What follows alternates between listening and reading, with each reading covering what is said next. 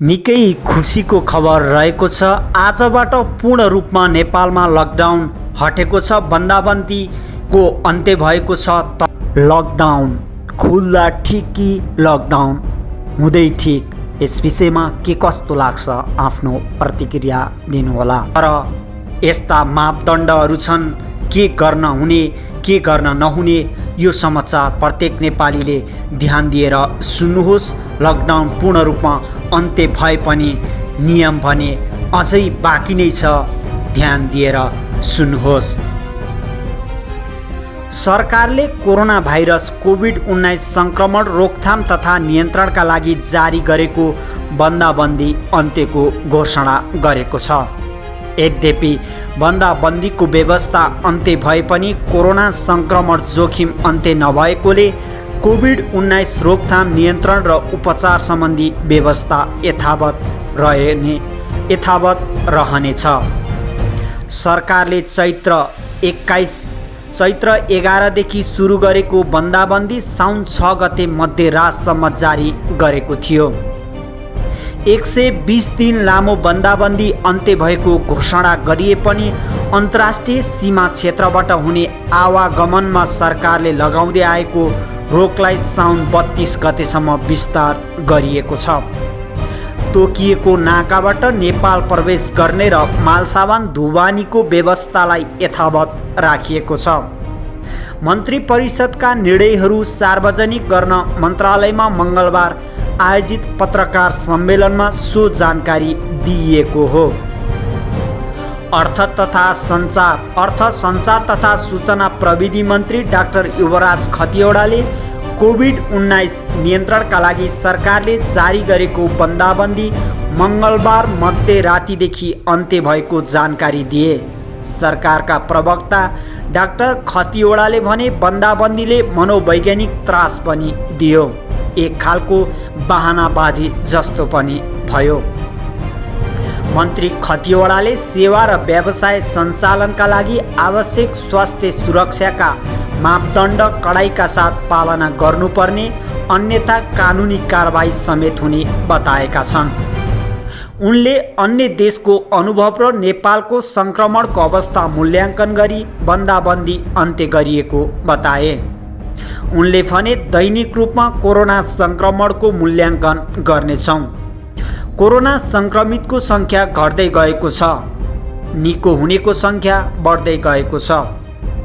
उनले साउन अन्त्यसम्म कोरोना सङ्क्रमण जोखिम विश्लेषणका आधारमा बिस्तारै शैक्षिक संस्था लगायत अन्य सेवा वा व्यवसाय समेत खोल्दै जाने बताएका छन्। सरकारले ठुलो सङ्ख्याको जमघट, भेला गतिविधि सहित शैक्षिक संस्था बाहेक अन्य क्षेत्रलाई साउन 15 र भदौ 1 पछि खुल्ला गर्ने निर्णय गरेको छ। शैक्षिक संस्थाहरू सभा, गोष्ठी, प्रदर्शनी, सम्मेलन, cinema hall, party palace, dance bar, saloon, beauty parlour तथा स्पा, स्विमिङ पुल, जिमखाना, खेलकुद, धार्मिक तथा सामाजिक स्थल, पुस्तकालय, सङ्ग्रहालय र चिडियाखाना बाहेक साउन 15 पछि होटल, रेस्टुरेन्ट, सामूहिक भोज, पार्टी, सेमिनार वा अन्य सामूहिक भेला बाहेक ट्रेकिङ, ट्राभल, पर्वतारोहण लगायत पर्यटन व्यवसाय खुल्ला गरिने जानकारी दिएको छ। सरकारका प्रवक्ता डाक्टर खतिवडाले हिउँदयामको पर्यटनलाई ध्यानमा राखेर पर्यटन क्षेत्रका गतिविधि खुल्ला गरिएको जानकारी दिएका हुन्।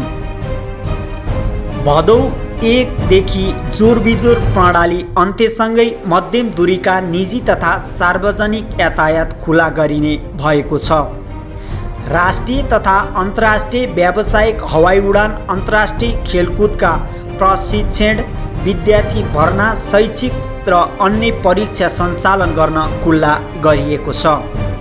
उनले सेवा तथा व्यावसायिक कार्यहरू सञ्चालन गर्दा 2 मिटरको सामाजिक दूरी कायम गर्ने, मास्क प्रयोग गर्ने, पटक पटक साबुन पानीले हात धुने वा सेनिटाइजर प्रयोग गर्ने लगायतका जनस्वास्थ्य र सुरक्षाका मापदण्ड अनिवार्य पालना गर्नुपर्ने समेत बताएका छन्। कुनै पनि स्थानमा सङ्क्रमण फैलिए नियन्त्रणका लागि जिल्ला र प्रदेशले विशेष व्यवस्था गर्न सक्ने समेत जानकारी दिए। कोरोना जोखिम न्यूनीकरणको लागि 2 शिफ्टमा सञ्चालन हुँदै आएको निजी तथा सरकारी कार्यालय अब साबिक अनुसार नै सञ्चालन गरिने भएको छ। प्रवक्ता डाक्टर खतिवडाले भने 2 चरणमा कार्यालय सञ्चालन गर्दा भिडभाड कम हुन्छ भनेर त्यो व्यवस्था गरिएको हो। को कतिखेर आउने को नआउने भन्ने अलि अन्यल जस्तो भएको। अब कार्यालय पनि 10 देखि 5 नै सञ्चालन हुनेछ।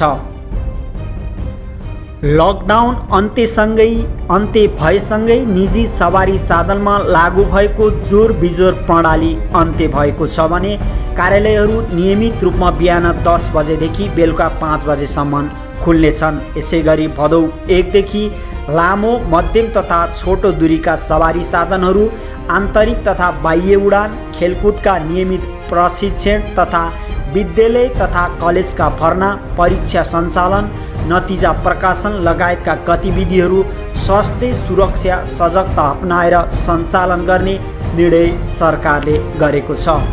साउन 15 देखि होटल, रेस्टुरेन्ट, ट्रेकिङ व्यवसाय खुल्ने भएका छन्, तर रेस्टुरेन्टमा पार्टी र जमघट गर्न भने पाइने छैन। यस्तै विद्यालय तथा कलेजमा हुने नियमित पठन पाठन, समूहमा हुने खेलकुदका गतिविधि, सिनेमा हल, जिम हल, सैलुन, पुस्तकालय, धार्मिक स्थल लगायतका क्षेत्रहरू पनि बन्द नै रहनेछन्। सङ्क्रमण बढे खुला गरिएका क्षेत्र पुनः बन्द गर्न सक्ने मङ्गलबार आयोजित पत्रकार सम्मेलनमा सरकारका प्रवक्ता डाक्टर युवराज खतिवडाले जानकारी दिएका थिए। कोरोना भाइरस कोभिड-19 को रोकथाम तथा नियन्त्रणका लागि सरकारले 3.5 महिनादेखि घोषणा गरेको लकडाउनको अन्त्य गरेको छ। लकडाउन अन्त्यसँगै नागरिकले राहत महसुस गरेका छन्। मन्त्री परिषदको सोमबार बसेको बैठकले पछिल्लो समय लकडाउन बहानाबाजी बन्दै गएको र यसले सर्वसाधारणको जनजीवन कष्टकर भएको महसुस गर्दै जनजीवन सामान्य बनाउन लकडाउन अन्त्य गर्ने निर्णय गरेको हो। सरकारका प्रवक्ता अर्थ, सञ्चार तथा सूचना प्रविधि मन्त्री डाक्टर युवराज खतिवडाले मङ्गलबार राति 12 बजेबाट देशव्यापी रूपमा जारी हुँदै आएको लकडाउनको अवस्था अन्त्य भएको जानकारी दिएका छन्। जोर बिजोर प्रणाली खारेज। 15 साउनदेखि होटल, रेस्टुरेन्ट, ट्राभल, पर्वतारोहण खुल्ला। 32 साउनसम्म अन्तर्राष्ट्रिय नाका बन्द।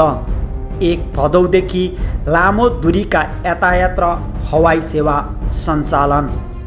विद्यालय भर्ना तथा सञ्चालन 1 भदौदेखि। 2 शिफ्टको सरकारी सेवा अन्त्य।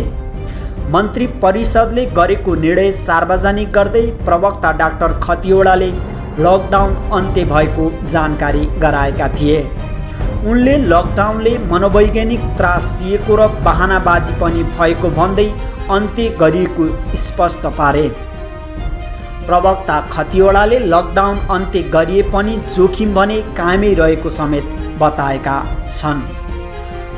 स्वास्थ्य सुरक्षाको जोखिम तथा सङ्क्रमणको जोखिम भने कायमै रहेको भन्दै स्वास्थ्य सुरक्षाको मापदण्ड अपनाउन, सामाजिक दूरी कायम राख्ने र सेनिटाइज गर्ने काम जारी राख्नुपर्ने उनको भनाइ रहेको छ। सरकारले सार्वजनिक तथा निजी सवारी साधनमा लगाएको जोर बिजोर प्रणालीको अन्त्य समेत गरेको छ।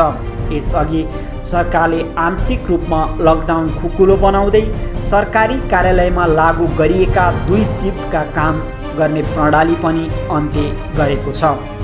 सरकारले यसअघि नै काठमाडौँ उपत्यकाभित्र 3 जिल्ला र बाहिर जिल्लामा सम्बन्धित जिल्लाभित्र सीमित हुने गरी सार्वजनिक यातायात सञ्चालन गर्न अनुमति दिएकोमा अब लामो दूरीको यातायात खुलाउने निर्णय समेत गरेको छ। सरकारका प्रवक्ता खतिवडाका अनुसार 1 भदौदेखि लामो दूरीको यातायात सञ्चालन गर्न पाइने भएको छ। मन्त्री परिषद बैठकले 15 साउनदेखि होटल र रेस्टुरेन्ट खोल्न अनुमति दिएको छ, तर पार्टी समारोह गर्न भने नपाइने जनाएको छ। यस्तै 15 साउनदेखि ट्राभल, पर्वतारोहण पनि खुल्ला रहनेछन्। सरकारले अन्तर्राष्ट्रिय खेलकुदका प्रशिक्षण र प्रारम्भिक खेल समेत सञ्चालन गर्न अनुमति दिएको छ। मन्त्री परिषद बैठकले 1 भदौबाट राष्ट्रिय तथा अन्तर्राष्ट्रिय हवाई उडान सुचारू गर्ने निर्णय समेत गरेको छ। अन्तर्राष्ट्रिय सीमा भने 32 साउनसम्म बन्द गर्ने सरकारले निर्णय गरेको छ। मन्त्री परिषदले नेपाल प्रवेश बिन्दु र खुला सीमाको आवागमन 32 साउनको मध्यरातसम्मको लागि यथावत राख्ने निर्णय गरेको छ। यसअघि अन्तर्राष्ट्रिय नाकाबाट 6 साउनको मध्यरातसम्म प्रवेशमा रोक लगाइएको थियो। सरकारले कोरोना रोकथाम तथा नियन्त्रणको लागि पहिलो पटक 11 देखि 18 चैतसम्म लकडाउन गरेको थियो। त्यसपछि फेरि दोस्रो पटक 1 साता थपेर 25 चैतसम्मको लागि लम्ब्याएको थियो।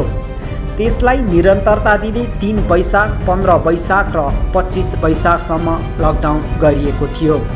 देशका विभिन्न भागमा कोरोना सङ्क्रमण बढ्दै गएपछि सरकारले लकडाउनलाई निरन्तरता दिँदै 5 जेठसम्म पुर्याएको थियो भने त्यसपछि थप गर्दै 20 जेठ र पछिल्लो पटक थप गर्दै 32 जेठसम्म लकडाउन अवधि थपेको थियो। त्यसयता भने सरकारले क्रमशः लकडाउन फुकुलो बनाउँदै आएको थियो। लकडाउन अन्त्य राहतको महसुस। यस विषयमा तपाईँहरूलाई के कस्तो लाग्छ? लकडाउन खुल्दा ठिक कि लकडाउन बन्द हुँदा नै ठिक? आफ्नो प्रतिक्रिया दिँदै खबर बुलेटिन टिभीलाई सब्स्क्राइब गरी साथमै रहेको बेल आइकनलाई पनि थिचिदिनुहोस्।